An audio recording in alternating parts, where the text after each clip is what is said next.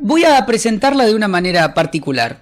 Según escribió Félix Luna en el año 67, no necesitas presentación ni hace falta explicar nada. Tu voz ya te define sobradamente. Mucha suerte, cordialmente, Félix Luna. Eso lo dijo el máximo poeta, si se quiere, de nuestras canciones, a la mujer que está en línea en este momento, Marián Farías Gómez. Buenas tardes, Marián. Hola, ¿qué tal? ¿Cómo estás? Bueno, exagerado, falucho, como siempre fue, no solamente un gran poeta, sino un gran amigo. Lo conocí siendo yo muy jovencita, un tipo extraordinario, una de las personas que más sabía, no solamente de nuestra música, sino también de nuestra poesía bien folclórica, ¿no? Pero les pido perdón a todos porque estoy resfriada, así que tengo la voz medio tomada. Está bien. Con un poco de moquitos, pero bueno, ya va a pasar, ya va. Bueno, no quería cortarte esta nota que venís hace rato pidiéndomela, y dije, bueno, se la voy a dar igual a pesar del resfrío. Llegamos a Carlos Tejedor, Marián Farías Gómez con Sangre Argentina. Hace 5 años comenzó este programa y allá en el 2020 le recordaba a la gente hace un rato que habíamos tenido un saludo de parte suya para la audiencia. Y digo, un saludo suficiente no fue, así que bueno, me debía esta nota y esta charla con usted para indagar un poco más sobre su persona y sobre su trayectoria. Como quieras, tuteame, lo único que te pido, no me trates de usted. Bueno. Tengo años, pero me siento de 20. Bueno, ¿Sí? son 20 entonces con algunos de experiencia, Marián. Sí, claro, lógico, con muchos de experiencia, pero una experiencia agradable, agradable. La verdad que yo no tengo más que agradecerle al público de mi país y del mundo, porque tuve la suerte de recorrer el mundo, de tener nada más que historias agradables, por ahí alguna no tan agradable, pero en realidad al público de mi país yo le debo el 100% de lo mío. Qué lindo, Marián, qué lindo. Para comenzar, una pregunta que le hago a todos los artistas: ¿quién es Marián Farías Gómez y qué significa su nombre para usted? Yo puedo dar un montón de adjetivos, pero para usted, ¿qué significa? Soy una persona común y silvestre que tuve la suerte o alguien más allá me tocó con la varita de tener una buena voz, un buen oído y buen gusto para elegir mi repertorio, y mi familia, mis padres que me enseñaron el amor por la cultura y la música de mi país, y y tuve la suerte, porque todo esto es verdad que alguien puede tener un montón de dones, por decirlo de alguna manera, pueden nacer con una muy buena voz, con mucho oído, con mucha garra, pero no recibir el amor del público, ¿no? Yo me acuerdo que mi madre me escribió hace muchos años un poema muy lindo para que yo presentara un espectáculo en el que justo una de las partes del poema dice, ¿no?, que yo sin el público no sería nadie. O sea, mi mensaje está dirigido a ellos porque ellos son los que me dan el amor que yo siento por nuestra cultura. Y creo que cosa pasa por ahí. Uh-huh. Hay muchos que tienen muy linda voz, que cantan hermoso, que escriben hermoso, pero que no reciben la devolución del público. Yo he tenido la suerte, o tal vez, no sé si decirle suerte o cómo, de que la gente de mi país y gran parte del mundo me hayan recibido, ¿no? Uh-huh. Sí. Y comenzar me imagino que no ha sido tarea sencilla, ¿no, Marián? Más allá de que ya comenzó con los Huancahuá y fue así como se crió dentro de este ambiente folclórico, ¿no es cierto? Porque en su casa era folclore puro, pero comenzar no ha sido tarea sencilla. Para nada. Bueno, no, comenzar sí, porque yo entré en los Huancahuá, que era un conjunto que era muy famoso, uh-huh. Entré a reemplazar a la primera voz, que fue Hernán Figueroa, que era un cantante maravilloso y además era primo nuestro y además era muy lindo, y el público de los Huanca era eminentemente femenino, pero tuve la suerte de que 2 hermanos míos formaban parte del grupo, entonces las chicas medio que me aceptaron, pero no fue muy fácil para mí hasta cuando decidí, allá por el 70 y pico, formar parte del movimiento de la nueva canción, donde además de cantar los temas absolutamente folclóricos, también empecé a cantar las canciones del nuevo cancionero. Y ahí fue más difícil, tan difícil que en un momento me tuve que ir del país. Pero bueno, el público siempre lo recibió con mucho amor. No fue el público el que decidió que yo me tenía que ir 5 años de mi país.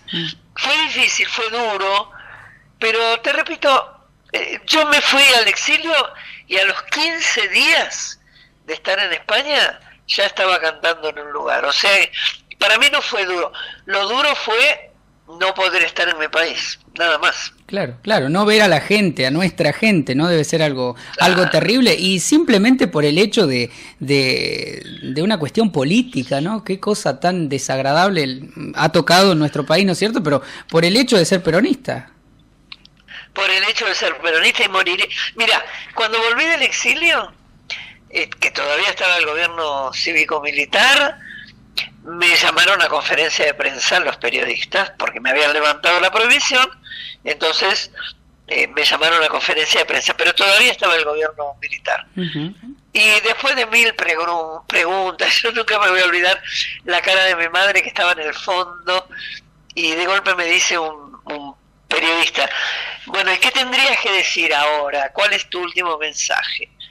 Y mi mensaje fue: me tuve que ir por peronista, pero volví más peronista que cuando me fui. La cara de mi madre se puso pálida, a pesar de que ella era una militante terrible, porque nosotros aprendimos la ideología partidaria que tenemos por nuestros padres, por Ramón Carrillo, que era primo de mi padre, claro, por toda una historia familiar, ¿no? Y pero bueno, nada, y sigo pensando lo mismo. No lograrán hacerme cambiar, ni siquiera los que traicionan al peronismo. Que hay muchos. Claro, es una pregunta que le iba a hacer un poco, pero ya un poco contó ahí. ¿Por qué es peronista? Porque creo profundamente en los fundamentos del peronismo. Creo que, mira, yo siempre digo, sabés que soy una mujer grande, Perón, cuando era secretario de Trabajo y Previsión, fue al Congreso y dijo: a ver, ¿qué proponen los conservadores? Ah, mira qué interesante esto. Lo separó. A ver, ¿qué proponen los socialistas? En esa época era Palacio, ¿no? Ah, mira qué interesante esto. ¿Qué proponen los radicales? De donde él venía, sí, porque Perón era radical. Ah, mira qué interesante. Buscó lo mejor de cada una de las ideologías, de cada uno de los movimientos o de los partidos, y dijo: voy a armar algo que reúna todo esto, que es por lo que yo lucho en mi país, porque busquemos lo mejor de cada una de las ideologías, las juntemos y hagamos un país maravilloso como hemos tenido en la época del peronismo. Claro. Entonces, por eso soy peronista, porque creo no en el odio, sino en elegir lo mejor de cada uno. Yo tengo muchos amigos que no piensan lo mismo que yo partidariamente, pero me siento a dialogar con ellos, y en esos diálogos a veces sacamos conclusiones que son las mismas. Entonces, ¿por qué no podemos unirnos? ¿Por qué siempre tenemos que odiar al otro? No es así. El peronismo nunca propuso eso. Me imagino... Siempre propuso el amor por el pueblo. Claro, y me imagino también verlos desde el punto de vista como una cantora, ¿no? Y que tuvo que defender el peronismo en cierto momento en el cual estaba prohibido. ¿Era esto o el exilio? Y bueno, y por esa ideología peronista, hoy no sé si se animarían muchas personas a hacerlo, Marián. No, muy pocos, lamentablemente. Pero te digo, yo lo hice, a ver, yo creo que la cultura de un pueblo es la que genera ese pueblo. Nosotros los intérpretes no podíamos cantar, ni los poetas escribir, ni los músicos componer, si el pueblo no generara algo. El pueblo es el que le genera las cosas a los poetas. El pueblo es el que genera las melodías cuando hablan, cuando discuten, cuando cantan sin saber qué es lo que cantan. Entonces yo tengo que mostrar qué es lo que el pueblo nuestro muestra desde adentro y desde su, entre comillas, ignorancia académica de la música o la poesía. Pero si ellos no existieran, no existirían los poetas. Claro.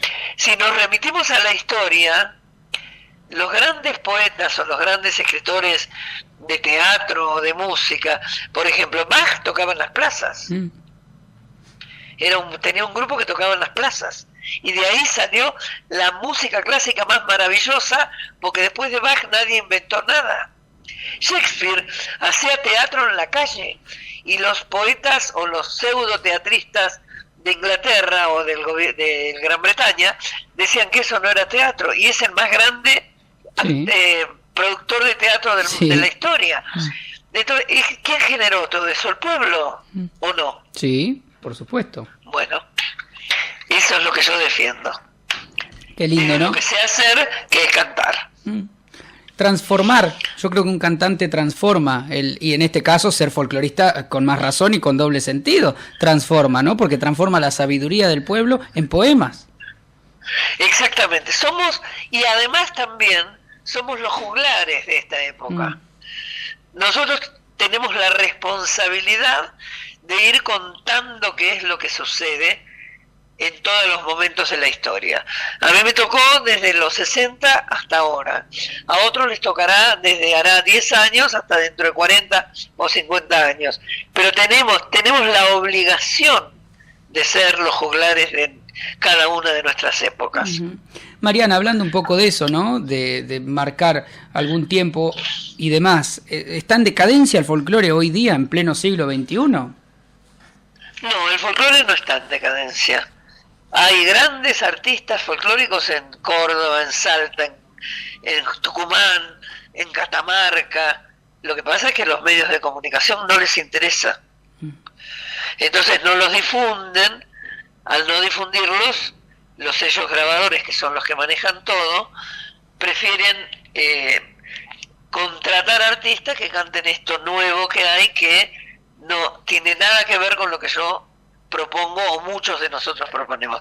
Yo te podría dar 1000 nombres, tanto cordobeses como catamarqueños, como tucumanos, como salteños, de artistas importantísimos. Al decir importantísimos hablo de lo que producen, pero no los conocen porque los medios de comunicación no les interesa. Es cierto entonces aquel refrán que dice que Dios está en todos lados pero atiende en Buenos Aires, y los medios de comunicación masivos están en Buenos Aires. Exactamente, pero ni nosotros tenemos difusión, en serio te digo. Nosotros que, al decirte nosotros te hablo Teresa, yo, Liliana, montones de artistas que llenábamos lugares de 1000, 2000 personas. Hoy trabajamos para 400, 300. El día que aplaudimos nosotros mismos es porque hay 450 o 500. Claro. Porque no nos dan bolilla en la difusión. Es grave, pero bueno, yo creo que todo pasa y que todo volverá, y que estos artistas que te dije, como Mary Murúa, o Paola Bernal, o José Luis Aguirre, o tantos, muchísimos más, dentro, que son muy jóvenes ahora, dentro de 3, 4, 5 años van a romper eso. Porque mira, hay una cosa que yo siempre digo: cuando la juventud, que es la que impone a los artistas, cuando la juventud no encuentra referentes en lo que fuere, en política, en música, en poesía, se reconcentra en sí mismo, y al mirar profundamente de uno mismo, lo primero que hace es encontrar sus raíces. Y cuando encontrás tus raíces, vas a elegir algo que tenga que ver con tus raíces.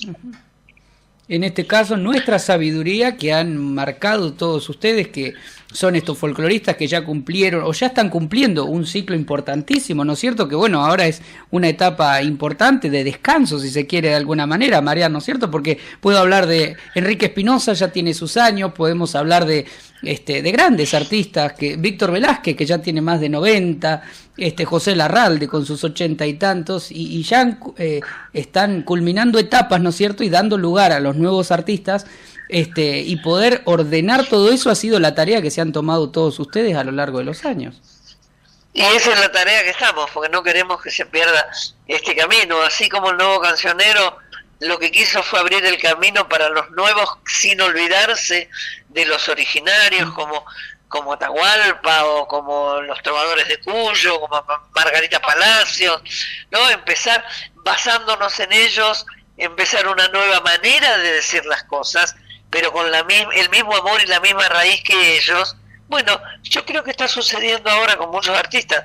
Lo que tenemos que lograr es que se los difunda y que los grandes sellos grabadores, que antes eran un montón y ahora se juntaron en 2 o 3, difundan a esos artistas. Nosotros somos, te digo, ahora somos artistas de catálogo. ¿Sabés lo que es ser artista de catálogo?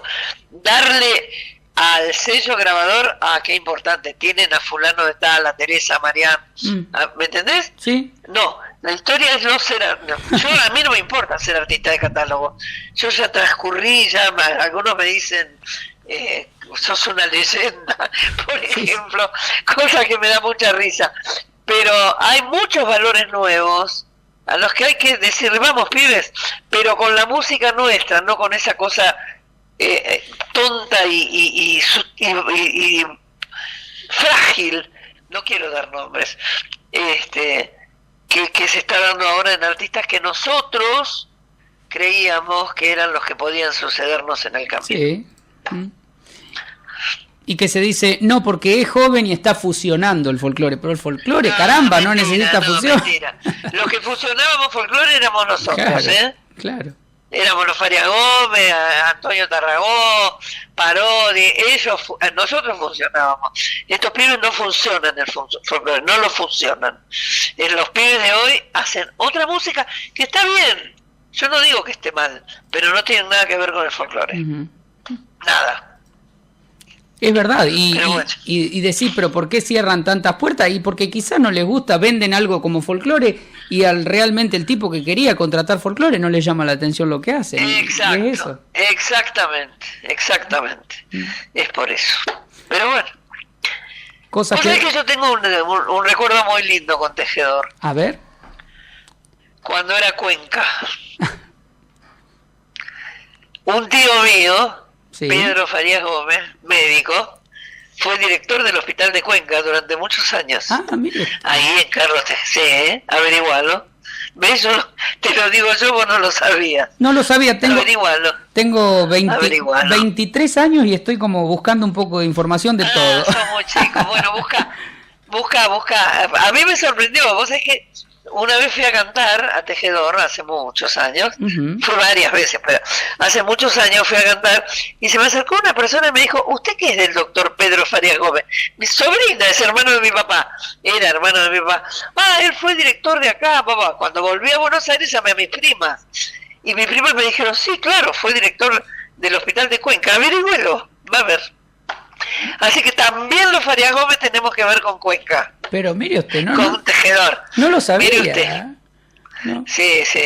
Bueno, va a tener que venir ahora. Marian está comprometida entonces a venir una visita a Cuenca, a Tejedor. ¿Cómo no? O a Tejedor mismo, con mucho gusto. Por supuesto. Con mucho gusto. Por supuesto. Marian, lleguemos o viajemos un poco en algunos años. ¿Cómo era Marian de chica? Rodeada de esos hermanos, de esos padres, de ese folclore, de esa sabiduría que andaba rondando en la casa. Bueno, mi casa era una casa llena de música, todo tipo de música. En casa el folclore era el protagonista, pero se escuchaba tango mucho. Para mi familia siempre el tango formó parte del folclore argentino. Se escuchaba jazz, se escuchaba música clásica, todo tipo de música. Nos formamos en la música. Los amigos de mi padre era santiagueño, mi madre porteña, pero hija de una cordobesa. Y los amigos de mis padres eran, qué sé yo, Atahualpa Yupanqui, Mario Ornedo Gallo, Hugo Díaz, Ariel Ramírez, Adolfo y Machingo Ábalos. Casi esa era nada. la gente que estaba siempre en mi casa, o sea que nos criamos con ellos. aprendimos, a mí me enseñó, viste que todo el mundo dice cómo toca el bombo Marián, Sí. bueno, a mí me enseñó a tocar el bombo Mario Ornedo Gallo, Claro. el autor de muchos temas folclóricos, Sí, la flor Amanecida azul, entre claro. ellos, y bueno, nosotros aprendimos con ellos. Hugo Díaz fue el que le dijo a Chango alguna vez, cuando estaba con los Huancas, le dijo: Changuito, ¿por qué no metés los sonidos onomatopéyicos de las espuelas, de la guitarra? Y ahí Chango empezó a utilizar eso. O sea, fuimos formados por los grandes folcloristas tradicionalistas, con la visión de gente joven en ese momento. Chango, cuando hace los Huancas, tenía 20, 21 años, Claro. 23 como mucho. Entonces no podía hacer la música de la misma manera que la hacía 20 o 30 años atrás, sino como la sentía él siendo un muchacho joven. Y bueno, al principio fue muy criticado, no, eso no es folclore, mamá. Hoy es un clásico todo lo que hizo Chango. Sí, por supuesto. Y bueno, es así la cosa. Yo me acuerdo cuando empecé a cantar canciones del Nuevo Cancionero. Yo antes tenía un fanático terrible que era Hugo Guerrero Martínez. El de la voz así, claro. Bueno, él tenía un programa que se llamaba Minuto Uno. Sí. Y era fanático mío, fanático. Cuando yo empecé a grabar mi primer disco con canciones del Nuevo Cancionero, se enojó mucho, y dice: no, eso no es folclore, ella tiene que cantar chacarera, samba, Lo llamé al productor de mi disco y le digo: uy, sonamos, no vamos a vender un disco. 20 días después habíamos vendido 500.000 discos. Y claro, porque la gente joven esperaba escuchar el folclore de ese momento. Claro. ¿Me entendés? Y bueno, es así. Lo que no hay que perder nunca son las raíces. Eso es algo clarísimo. Sin duda alguna. También pensaba, ¿no? Fue ayornar la juventud al folclore, porque no es que ayornabas el folclore a la juventud, sino todavía estaríamos escuchando las Margaritas, por ejemplo, o Virgen de la Carrodilla, sino ir ayornándonos a nosotros mismos a lo nuevo del folclore. Sí, pero no dejar nunca de escuchar la Virgen de la Claro, Carrodilla, sin olvidarse, por supuesto, los temas tradicionales. Claro. Porque si no te inspirás en lo tradicional, vas a perder el sabor argentino. Es que de eso se trata. ¿Me entiendes? Claro, tal cual, eso es. Y por supuesto... Mira, el otro día estuvo una despedida que le hicieron a una persona muy, muy querida por todos nosotros, Jacqueline Pons, que es la casa de los Pons en París, fue el refugio de la mayoría de los músicos argentinos en las épocas difíciles, y la despedimos hace unos días porque se va mañana, vuelve a París. Y la cosa pasaba por ahí, ¿no? El decir, nosotros no podemos olvidarnos de aquello que nos formó. Nosotros tenemos alguien cantó ahí, un tipo que estaba con un poquito de alcohol encima, cantó Luna Tucumana, Sí. y al final decía: cantaré, cantaré, cantaré, y gritaba. Entonces yo después le dije: no, paren, chicos. Atahualpa odiaba que dijeran cantaré, cantaré, cantaré. Atahualpa quería que fuera cantaré, cantaré, el final de la samba. Claro. Y el gritar una samba, cuando es un tema tan melódico y tan romántico, la samba, vos sabés que el folclore nace como danza, no como canto. Sí. Y la samba es la conquista del hombre a la mujer bailando. Claro. Entonces, ¿cómo le va a gritar en el final de la samba? Tiene que terminar: cantaré, cantaré, suavemente, ¿me entendés? Claro. Bueno, eso es lo que no hay que olvidar. ¿Cuál es la base de nuestro ritmo folclórico? Es que Atahualpa mismo decía: siempre bajito he cantado porque gritando no me hallo. Grito al montar a caballo, sí. o sin cañas me he bandeado. Claro. Es que, Sí. es que de eso Yo se tuve trata. la suerte enorme de que Atahualpa fuera amigo de mis padres y estuviera en mi casa, y conocerlo cuando yo era muy chiquita. Y él fue el que dijo: los huancahuas es uno que canta y 4 que le hacen burla. Pero lo decía con sentido del humor, Sí. porque le gustaba mucho. también en algún momento dijo, yo no sé qué tienen estos Farías Gómez, que cuando uno cree que se están yendo al diablo, irremediablemente vuelven a la tierra. Vuelven, sí. O sea que él entendía que hacíamos lo que él quería que hiciéramos, ¿no? Era un tipo extraordinario.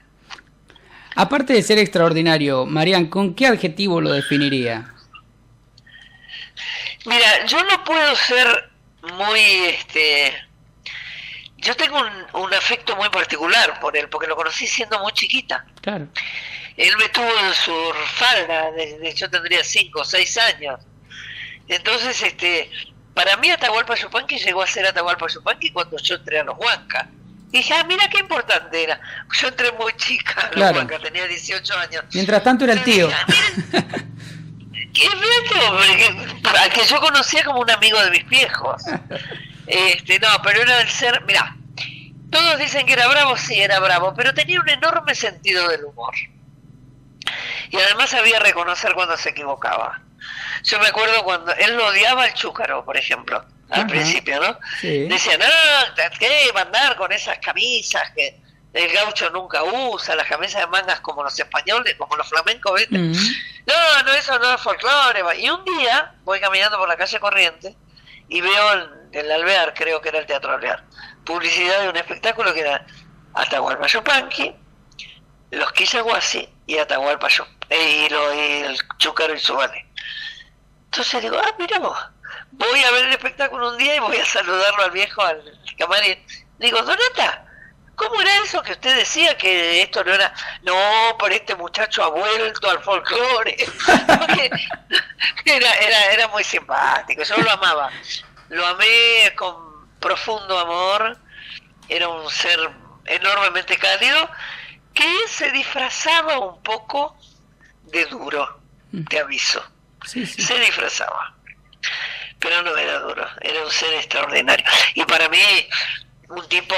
Muchos le critican que no haya reconocido a tiempo que muchas de las letras de sus temas fueran de Nenet, su mujer, claro. Que pusieron Pablo del Cerro. Pero eso era porque Sadaik no aceptaba mujeres. Claro, era esa cuestión. En esa época. Era muy machista en aquella época, Sadaik. Pero después todos sabíamos que muchos de los poemas de las canciones eran todos de Nenet, como le decían, sí, o compartidas con Atahualpa. Él nunca lo negó eso. Era Pablo del Cerro porque no podía figurar, el nombre era muy complicado. También. Fitzpatrick. Pero él compartió todo con ella, fue el gran amor de su vida. Sí, sin duda alguna. Sin duda alguna. Marián, desde aquello... Perdón. No, está bien. Decime. Pensaba, hablábamos de aquellos tiempos de una época de antaño, por supuesto, y que se recuerda con mucho cariño desde su infancia, y fue justo con los 60, con el boom del folclore, con aquel auge masivo de nuestra música a nivel país, que Dios quiera suceda pronto nuevamente, que comenzó su carrera, y a su vez se empezó a reunir el folclore en una plaza, en aquella mítica Próspero Molina. ¿Cómo fue aquella llegada y aquel primer cosquín, Marián? El primer cosquín mío fue con los Huancahuá. Y fue maravilloso. Yo era muy chica, tenía 18 años, 19 recién cumplidos. Y no tenía mucha noción de lo que era estar arriba de un escenario con tanta gente en el público. Fue muy fuerte. A mí me sorprendía ver tanta gente enloquecida con el conjunto, ¿no? Digo, con los Huancahuá. Con el Huancahuá, con los cantores del Alba, con los cantores de Quillaguasi, con tantos artistas. Y yo me acuerdo que una vez estábamos en otro festival en Mendoza y estaba Falú también, Eduardo. Y entonces yo le digo, mire maestro, ¿qué canta? Y él nunca me voy a olvidar lo que me dijo, me abrazó, me tomó por los hombros, me dijo, no se confunda, Changa, me decía, no se confunda, esto es un tiempito. Usted piense que siempre tiene que seducir a 500, 600 que van a ser los que mantengan nuestra cultura. Y tenía razón, porque Cosquín dejó de ser lo que era en esa época. Hoy no es lo que era antes, Cosquín. No. A mí Hoy es un festival manejado por los sellos grabadores. Claro, y pienso, Marián, que seguramente puede estar de acuerdo o no. Si se hace, por ejemplo, un festival de rock en Buenos Aires, o si se hace un Lollapalooza también en Buenos Aires, o si hacen un evento de cumbia santafesina, ¿invitan a los folcloristas? ¿Por qué nosotros invitamos a los de cumbia y a los de rock a Cosquín? Habría que preguntarle a la comisión de Cosquín. Eso no me lo preguntes a mí, pregúntaselo a ellos. Sí. Cuidado, no me parece mal, ¿eh? Yo creo que el cuarteto es algo que tiene mucho que ver con Córdoba, por lo tanto tiene que haber invitados cuarteteros. No me parece mal que hagan el Cosquín Rock, no me parece. Lo que no entiendo es por qué en el Cosquín Rock no hay folclore, por qué en el Cosquín Cuartetero no hay folclore, pero eso no tiene nada que ver con... O sea, realmente tiene todo que ver con la organización de los del festival. Claro. Lo tienen que decidir ellos, no vamos a imponerlo nosotros. Es para cuestionar también. Es complicado, por eso yo en el año 2000 decidí no ir más a Cosquín. Voy solamente, fui en los últimos años a 3 o 4 homenajes, uno a Hugo Díaz, otro a Horacio, que era mi hermanito mayor, como decía él, y ella es mi hermanita menor, otro a Hamlet y Quintana, y así. Voy a los homenajes, pero no, ni les interesa llevarme tampoco, no te preocupes, porque saben que no estoy de acuerdo con lo que hacen. Está bien. Marián, María Pueblo, Pocha Barros, ¿qué significa eso? Mi mamá. ¿Vos sabés cómo nació esa canción? En la época del Cordobazo, mi madre lee en el diario todas las cosas que pasaban, y entonces lee en un pedazo chiquitito en el diario que decía que una mujer que atendía un kiosco, no sé si era de revistas o de qué, la habían matado en el medio del... No por ella, había caído muerta por la balacera y todo esto, ¿no? Entonces mi vieja escribió un poema que después se convirtió en canción, y le puso María Pueblo porque era el nombre María es bien de pueblo en cualquier lugar del mundo, por María la Virgen, y era una mujer del pueblo. Entonces mamá escribió el poema y Roberto Palmer, el autor de la música, se conmovió tanto que le puso música. Y ahí, bueno, la grabó, no me acuerdo quién fue el primero que la grabó. No sé si fue Gina María Hidalgo o quién, y fue un exitazo, pero en realidad fue por el dolor de mi madre, que en el medio de todas las cosas que salían, salió un artículo chiquitito que decía una mujer del pueblo que atendía un kiosco, no sé de qué, te mentiría si te digo de qué, pero supongamos que era de revistas o de caramelos, qué sé yo. Sí. Había muerto en el medio de la balacera que había en la ciudad de Córdoba, por el Cordobazo. Y a partir de ahí, bueno, y ahora estamos por editar el libro que escribió mi madre, que no lo había terminado de escribir, nunca lo terminó. Yo me acuerdo que antes, yo le decía, mamá, ¿por qué no lo terminás? Porque hizo toda una historia, ¿no? Y entonces, no sé, me decía ella, no le encuentro al final. Y yo la miré y le digo, porque vos no querés matarla. Y esa mujer murió. Y efectivamente yo se lo di a Teresa, a varios escritores, a ver si le podían dar final, y todos me dijeron, no, tiene que terminar ahí, que ella vuelva a Santiago, porque mamá en la historia la muestra como una mujer santiagueña. Vuelve a Santiago, se reencuentra con su familia, bla, bla, bla. Y ahora pronto, en pocos meses, va a salir el libro, que se llama María Pueblo. María Pueblo, justamente. Claro. Sí. Bien. Marián, ¿cuál de todos sus temas es el que más le gusta? Que dicen que los artistas les gustan todos y no nos los grabarían, pero siempre debe haber alguno, digo yo. Sí, hay varios, no algunos. Tal vez de los que grabé, uno de los que más me gusta es Samba de Anta, otro es La Pomeña, que fui la primera que la grabó. Sí. Y Chacarera un triste. Pero me gustan todos, en realidad yo quiero que sepas que no grabo un tema que no me guste, que no me conmueva. El otro día justamente contaba, me ha pasado montones de veces de escuchar ponele a Mercedes cantar un tema y decir, uy, qué lindo tema, y llegar a conmoverme y agarrarlo para cantarlo yo, y como a mí no me conmovía cantándolo yo, no lo grabé. Claro. Me tiene que conmover un tema para que lo cante. Bien. Si no, no lo canto. Bien. Marian, llega el año 85. La Fundación Conex nombra a Marian Farías Gómez, a Marta de los Ríos, a Ramona Galarza, a Suma Paz y a Mercedes Sosa como 5 mujeres más importantes del folclore en la Argentina. Hoy día lo sigue siendo y lo sigo mencionando constantemente. Y casi como prueba digo a la gente, a la audiencia, quiénes son las 5, de vez en cuando me lo preguntan.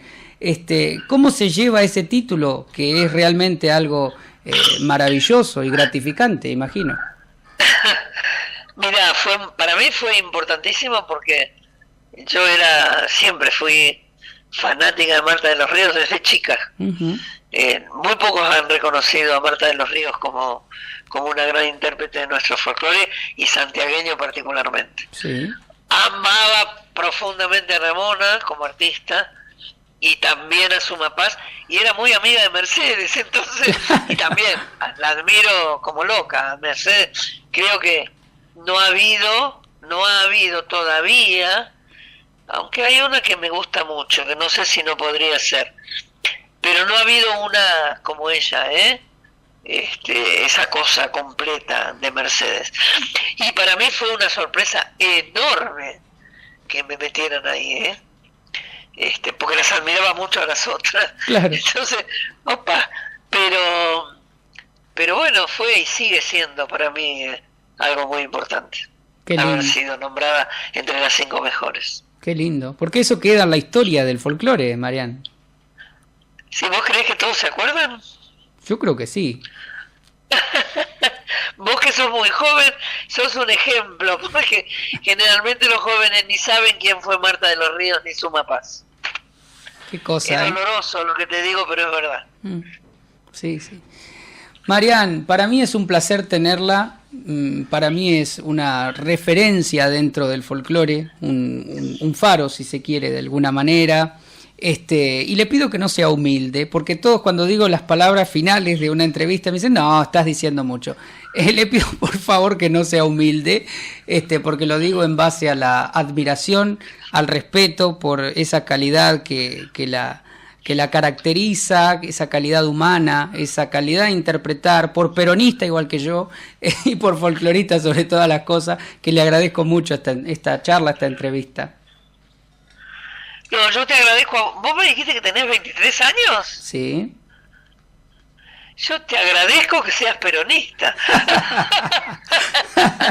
Porque hay muy pocos pibes de 23 años peronistas. Es verdad. Yo te lo agradezco enormemente y me alegra que un pibe de 23 años peronista me haya llamado para hacer esta charla.